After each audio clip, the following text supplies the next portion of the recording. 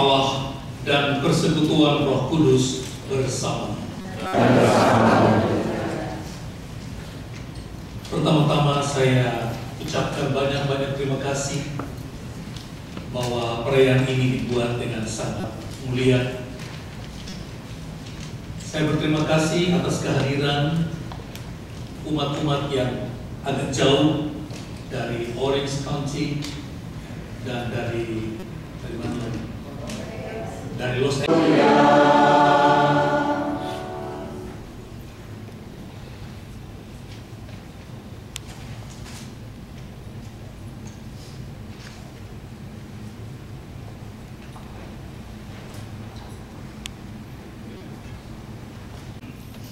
Tuhan bersamamu dan bersama rohmu.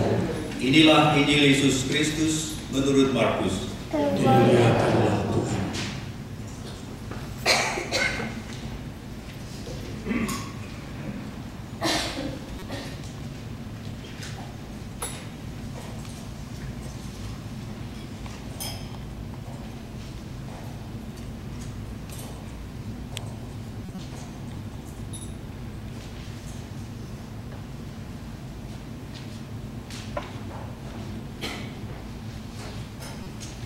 Pada awal karyanya, Yesus beserta murid-muridnya tiba di Kapernaum.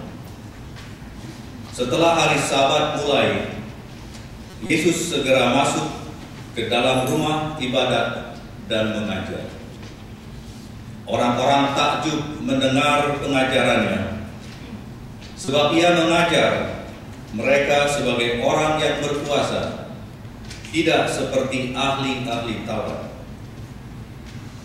Pada waktu itu di dalam rumah ibadat mereka ada seorang yang kerasukan roh jahat. Orang itu berteriak, "Apa urusanmu dengan kami, hai Yesus orang Nazaret? Apakah engkau datang untuk membinasakan kami? Aku tahu siapa engkau, yang kudus dari Allah." Tetapi Yesus membentaknya, "Diam, keluarkanlah dari dia." Roh jahat itu mengguncang-guncang orang itu, dan sambil menjerit dengan suara nyaring, roh itu keluar dari dia. Mereka semua takjub, sehingga mereka memperbincangkannya, katanya, "Apa ini? Suatu ajaran baru? Guru ini berkata-kata dengan kuasa. Roh-roh jahat pun ia perintah, dan mereka taat kepadanya. Lalu tersebarlah dengan cepat kabar tentang Yesus ke segala penjuru di seluruh daerah Galilea. Demikianlah Injil Tuhan. Pujilah Kristus.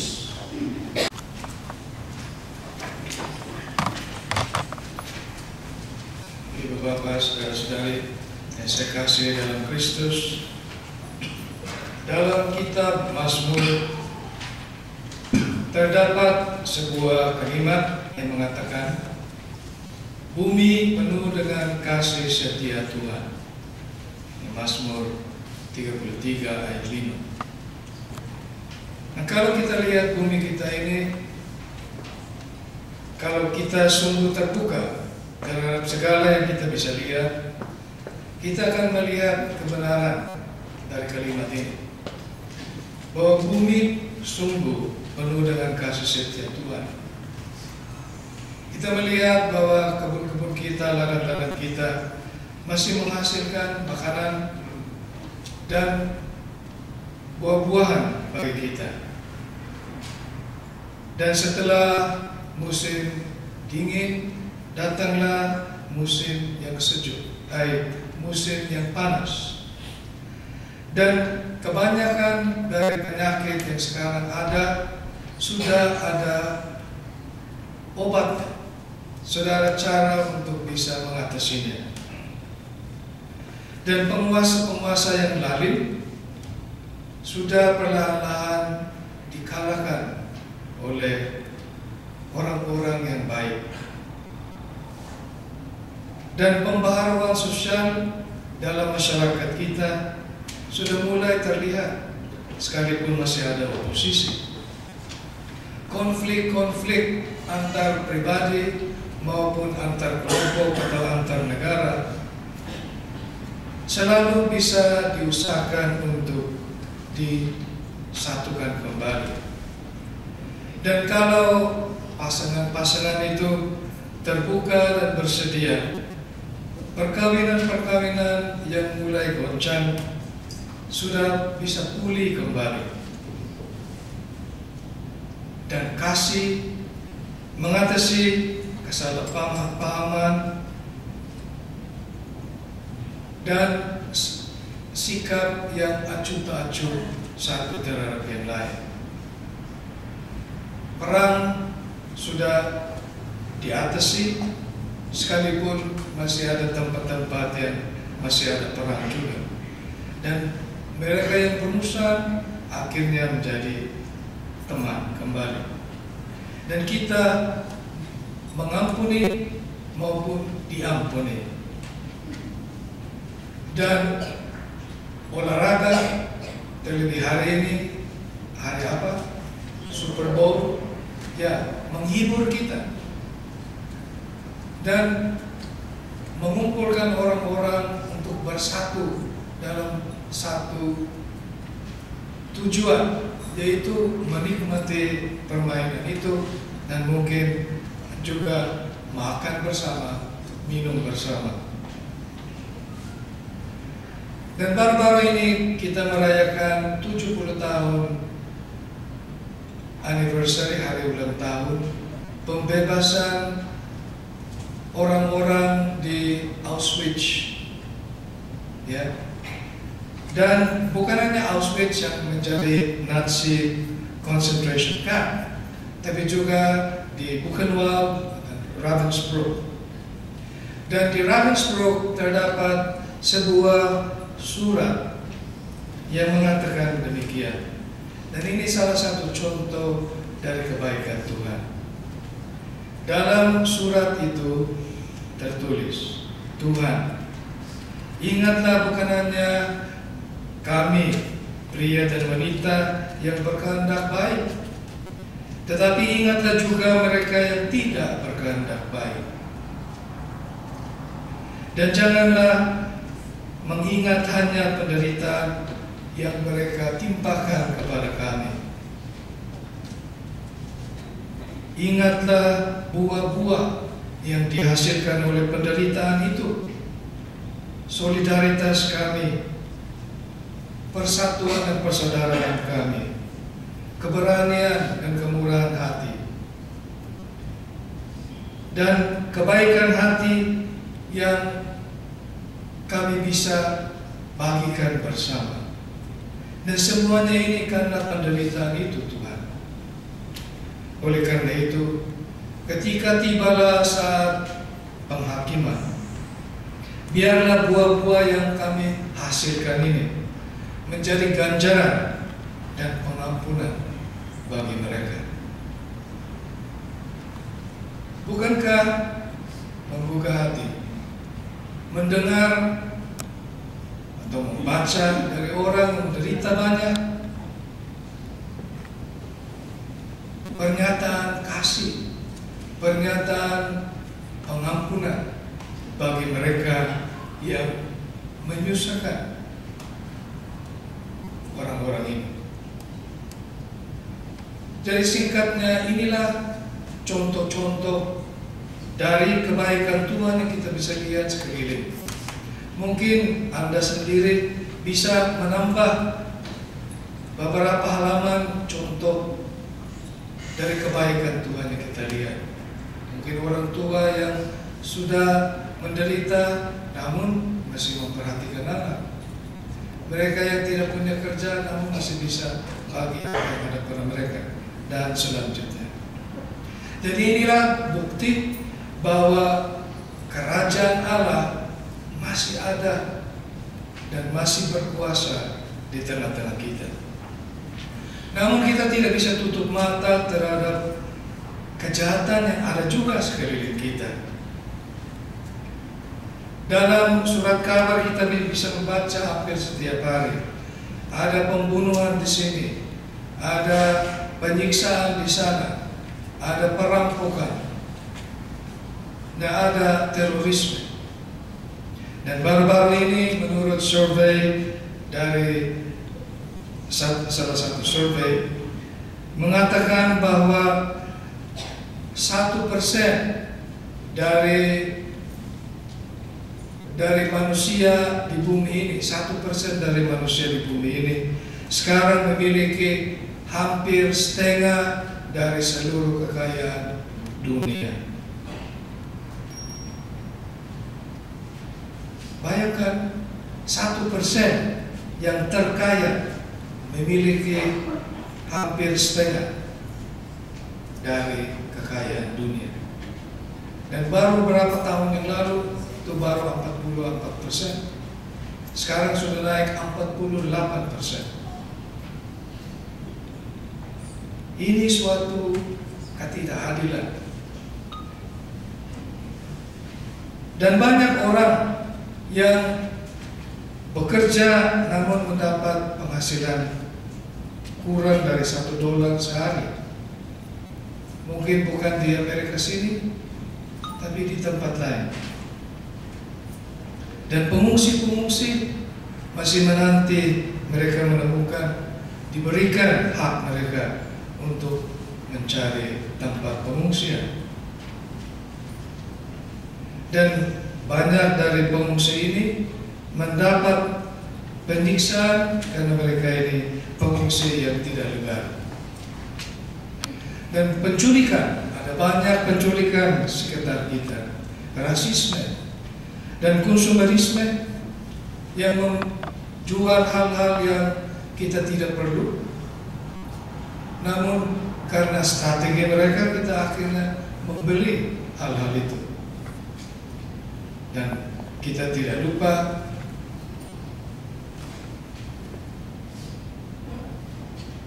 hutan-hutan kita sudah dihabiskan oleh mereka yang hanya memikirkan berapa banyak uang mereka bisa ambil atau bisa hasilkan dari hutan-hutan yang ditebang.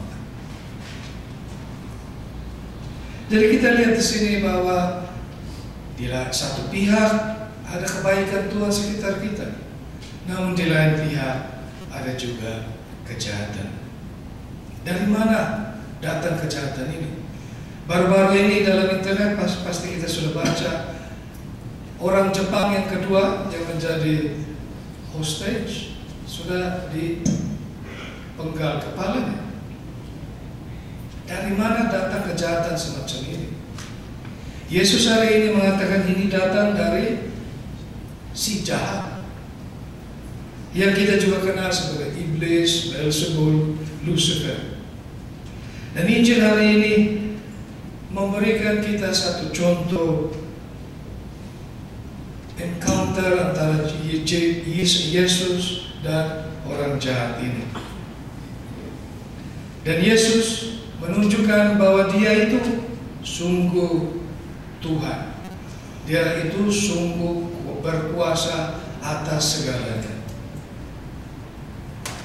Karena apa yang kita lihat dalam Injil, orang yang kerasukan setan itu mengatakan, saya kenal siapa engkau. Engkau ini Yesus, Putra Allah.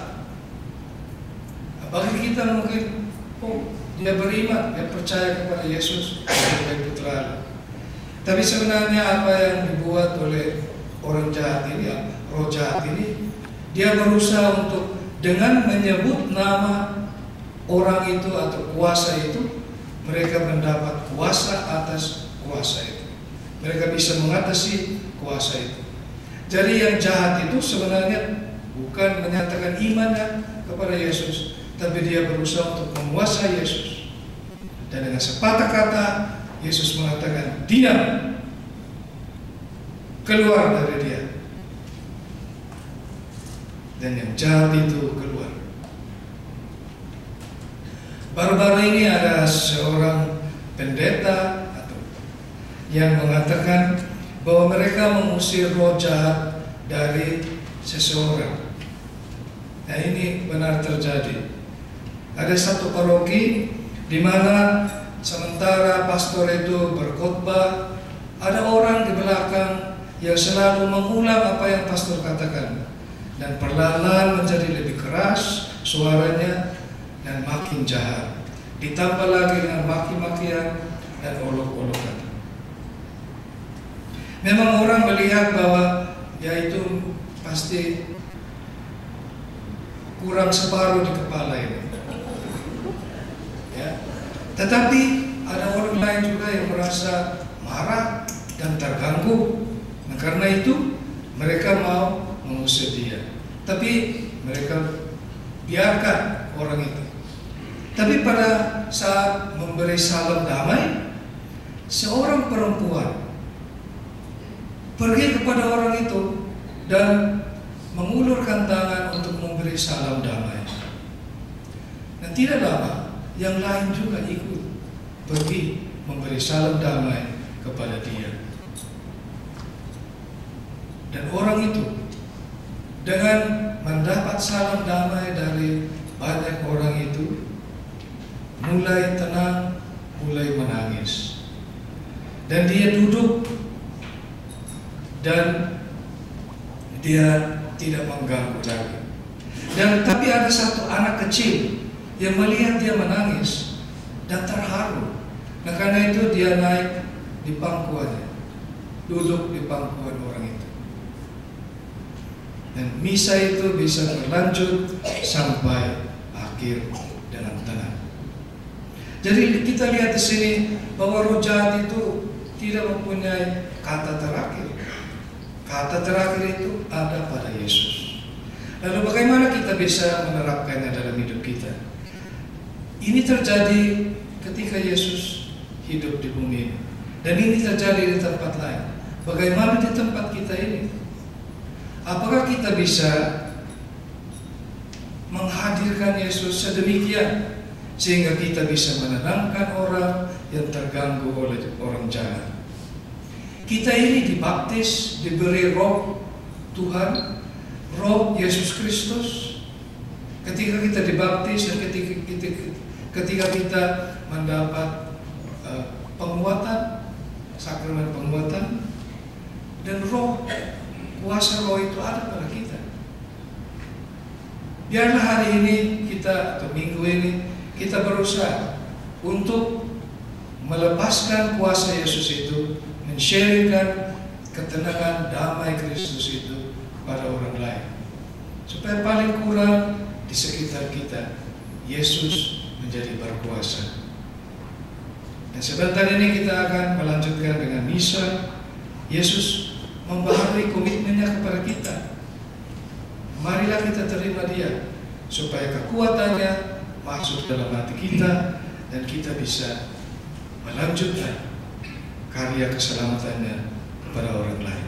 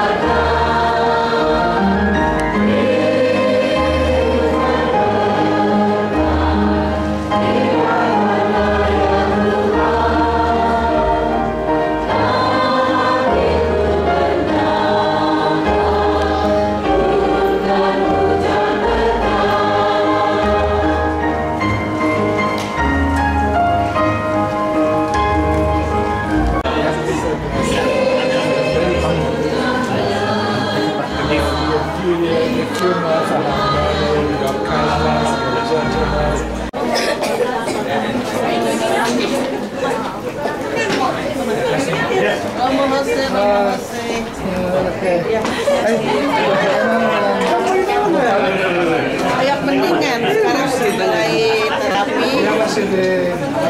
No,